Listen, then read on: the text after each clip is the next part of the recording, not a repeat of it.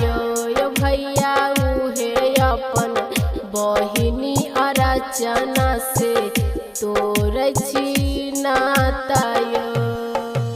DJ good Madhubani, DJ good Madhubani, DJ good Madhubani, DJ good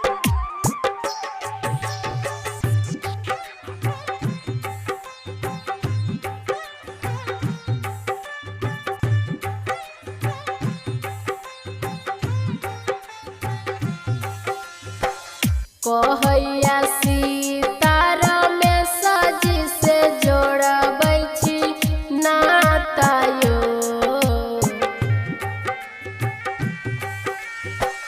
कहैया सीताराम सजी से जोड़बै छी नाता यो पापा उहे अपन बेटी अर्चना से तोरै छी नाता यो पापा उहे अपन बेटी अर्चना से